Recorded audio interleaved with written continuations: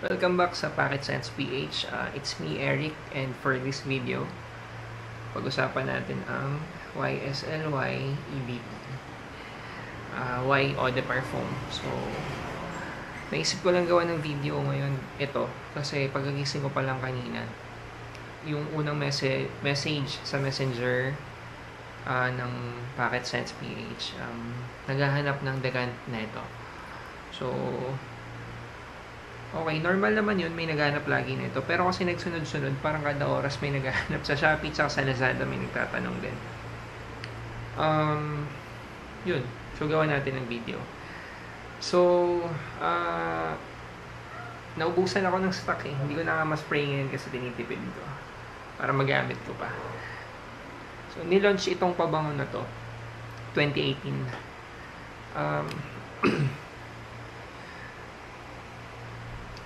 So, kung hindi nyo pa alam yung scent profile niya, ano siya, something fresh. So, considered siya na beast mode freshy. So, depende kung sino yung nagsasalita eh. May nagsasabi na ito yung best na freshy. Iba, depende naman yung kung sino yung nag-explain. Kumbaga may biases tayo eh. Pero yun, for me, nandun to sa taas. Or isa siya sa nasa taas. So, for the note breakdown, meron siyang bergamot, meron siyang apple, saka meron siyang ginger. So, yung combination ng top notes niya, something na zesty, something na bright, something na citrusy, so fresh. Yung apple, nagbibigay ng freshness na slightly sweet. Hindi siya something na super tamis eh. Kumbaga, nag-add lang siya ng freshness pero hindi na-overpower ng sweetness yung pagiging fresh. Yung ginger nag-add ng spicy kick. So parang mas nagkakaroon ng dating yung initial na amoy niya. So overall yung scent ng initial spray is something na fresh. In layman's, pwede mo sabihing amoy bagong ligo. Ganun. Literal na ganun yung dating niya. So, paulit-ulit eh. Lagi mo sasabing amoy fresh. So, naglalast din yung initial stage nung scent profile niya. Medyo matagal din. For a freshie, I mean, kasi diba normally ang freshie, saglit lang talaga yung top notes niya. Tapos, transition na kagad. So, ito, for a freshie, matagal. Tsaka ang dito, ang lakas mag-project sa initial spray mo pa lang. Ramdam mo na yung projection, tsaka yung seal shit. Tsaka nag-iwan talaga ng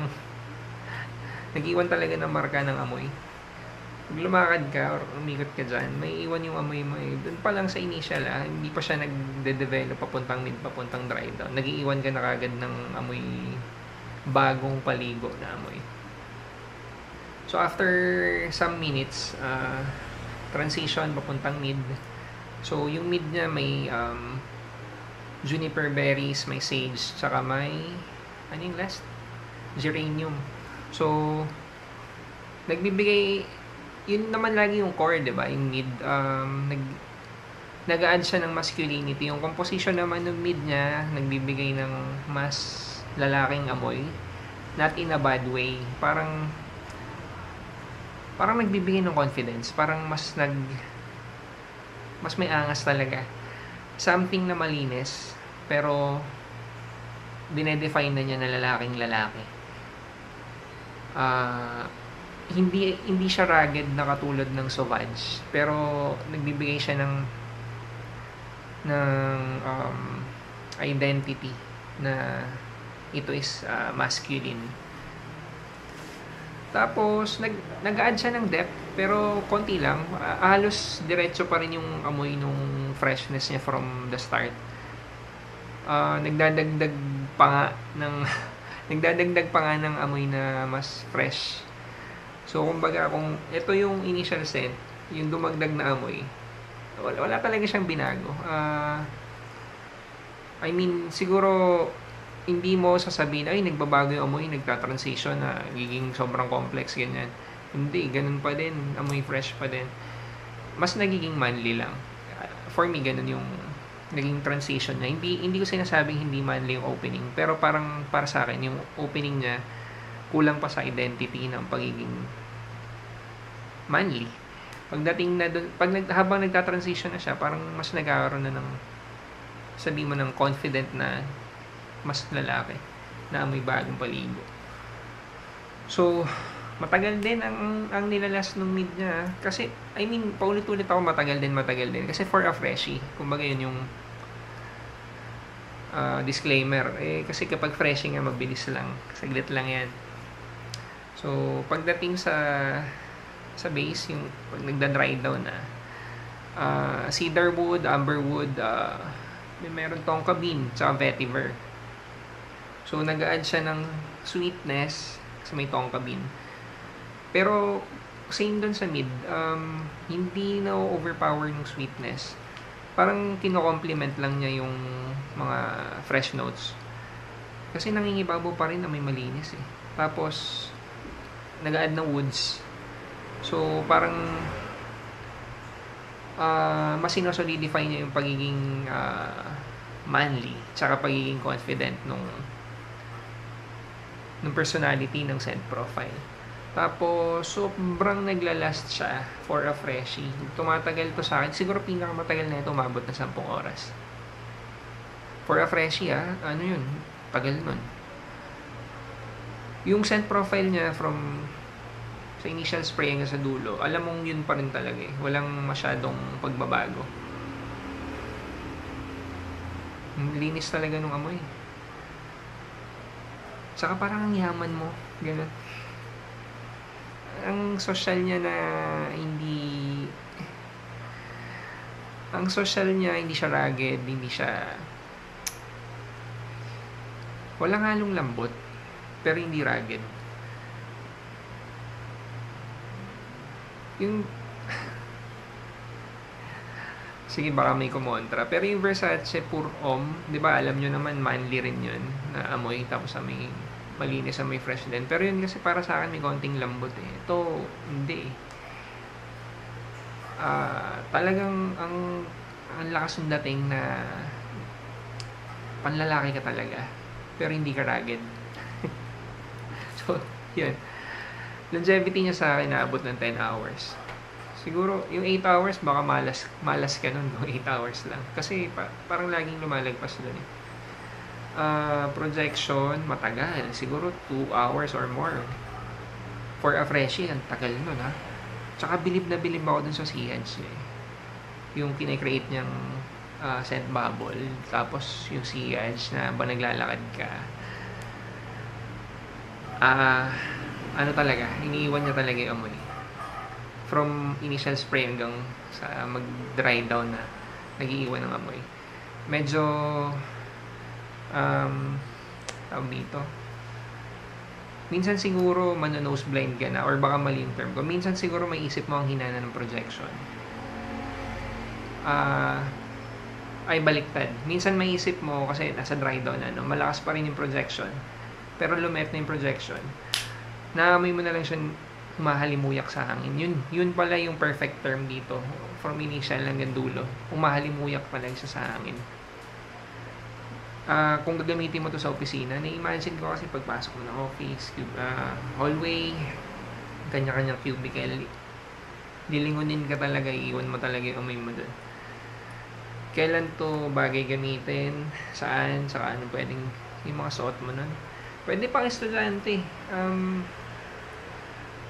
Ito yung tipo na pwede kong tawaging modern eh. Or madami rin naman tumatawag sa kanyang ganun. Pwede siya sa bata, pwede siya sa matanda. Wala siyang pinipiling edad. So, ang galing lang ng combination kasi nagawa nila yun. Na-imagine ko estudyante na magsuot na ito. Hindi siya amoy batang, hindi siya amoy teenager, pero hindi rin siya amoy matanda.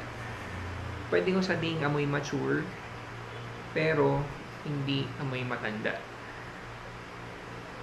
Parang, kaya ako siguro nasabing amoy mature kasi ang amoy confident nga. Ang nai-imagine ko talaga pag naamoy ko to, someone na nasa corporate, parang ang young professional, parang naka-kurbata, naka-polo, or something na very smart casual. Something na hindi super formal, pero pwede mo pa rin i-consider na something formal, semi-formal, gano'n. Young professional or somebody na umaakyat na doon sa corporate ladder, somebody na umaakyat na sa corporate ladder, or somebody na parang ang successful na doon sa tinahak niyang career na corporate.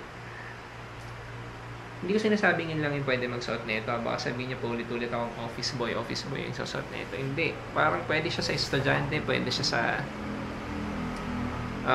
yung mga trabaho nasa field. Kasi ang sobrang isa siya sa mga pabango na super versatile. Talagang kahit anong oras pwedeng mong gamitin. Isa to sa mga pabango na masasabi kong bagay talaga sa climate natin sa Pilipinas. Kasi diba sa atin, ngayon, ang init-init, labas ka. Tapos mamaya uulan. Tapos biglang titirik na naman yung araw. Kahit mainit, bagay siya, mabango siya. Hindi ka man lalagit dun sa amoy. Kabaliktaran pa. Parang mafe-feel mo ang presko. Kasi di ba ganun yun pag nakakaamoy ka ng something fresh. Lalo na yung scent profile na ito. Nakaka-uplift ng mood. So, okay lang kahit mainit mo siya gamitin or kahit maaraw. Kung maulan naman or kung gabi or kung air conditioned, okay lang din. Yung lakas nung parang may aura. Yun, siguro yun yung pwede kong i-compare dun sa halimuyak niya. Parang may aura. So, kahit na malamig, okay lang eh. Ano pa rin eh, nag-iiwan pa rin talaga siya ng amoy, tsaka nag-project pa rin siya. So, yun. So, ulitin ko lang. So, parang kahit ano talaga, pwede mong suotin. Kahit naka-jeans, naka-t-shirt. Pangaharabas mo ba to? Pwede, pero ang mahal na ito para gamitin mo kung kakain ka lang ng lugaw sa labas. So, yun, nag-overheat yung isang camera. Tuloy ko lang. Yung mga perfumes na laging nakukumpara dito, Sauvage, tsaka Bleu de Chanel. So, sila yung kinoconsider na Holy Trinity. sa ano niya, sa yung category niya. So, yun, di ba? Mga solid din yung dalawa na yan. May video akong ginawa before, kasama ko yung wife ko at saka yung mga pamangkin namin. Tawag dito, perfume tournament. So, pinamoy ko sa kanila, tapos pinagradean ko, tapos kumbaga may halimbawa ito, tapos may isa pang perfume. Ano yung mas gusto mo? So, kung sino yung mapili, yun yung aangat dun sa tournament. So, ang naglaban sa dulo, ito, tsaka yung The Most Wanted perfume. So, curious ako kasi from the start ng tournament, ang gaganda na ng mga binibigay nilang comment tungkol dito, ng feedback. Tapos pagdating sa dulo, nanalo yun. So, bakit? Try nyo panoorin din yung video na yun para makita nyo mismo yung mga sagot. Kasi magaganda yung mga naging insights nila. So, ang naalala ko lang, sabi nung pamangkin ko na isa, ito yung amoy atinista, amoy lasalista. So, may discrimination. Kasi daw amoy mayaman, amoy pogi, amoy malinis. Parang ideal man daw yung amoy. So, di ba, bigat nun. Yung pamangkin ko na yun is teenager, ba siya? O, hindi pa siya college, eh. Yung junior high ba yun? Hindi ko na kasi nabutan yung ganun, eh. High school, college lang kami. So, anyway. Tapos, okay, nung naglaban na to, saka yung The Most Wanted perfume, sabi ko bakit yung isa yung pinili nyo? Tawag nila dun yung mukhang bala ng baril. Sabi nila, ito kasi sobrang bango, gustong-gusto talaga nila, wala silang reklamo, wala silang masabing di maganda. Pero, pag naamoy mo daw to, parang naamoy mo na rin sa iba. Parang naamoy na daw nila. parang ano, in other words, parang medyo common. Medyo may mga same scents na siya. Yung The Most Wanted perfume daw, very unique. Very manly na very unique. Ito daw, very manly, very clean, very pleasing, pero parang common daw yung amoy. So, yun. Na dagdag ko lang sa kwento. Hindi naman siya something negative, diba? Para sa akin, positive pa rin. Nagkataon lang na yun yung preference nila. Saka ganun yung, kumbaga wala naman kami sinet na criteria. Yun. May nakalimutan ba ako? Yung mall price. So, mall price niya around for a 100 ml bottle, sa mall, nasa 8,000, baka mahigit pa. Mahal kasi talaga sa mall. Tayong mga fragheads, alam natin may mas mga murang mapagkukuhanan ng authentic. Huwag kayong bumili ng peke kasi ini-spray nyo sa balat nyo yan, hindi nyo alam kung ano yung magiging reaction. So, yun. Kung may nakalimutan ako, lagay nyo sa comment section. Kung gusto nyo tong pabango na to, lagay nyo din sa comment section kasi may iba nakakabasa. Tapos, maganda sana ako nagkakaroon ng interaction. Naisip ko mag-upload ng mga ganitong videos kasi nakakatulong pala. Naisip ko dati wala namang nanonood pero nung may mga nagko-comment, nakakatulong pala ako. Meron nga pala mga alternatives for this kung nandun ka sa local groups. Alam mo na yun, Latafa Fakar, meron ding sa Maison Alhambra yung Ya Parfum, tapos meron ding final edition.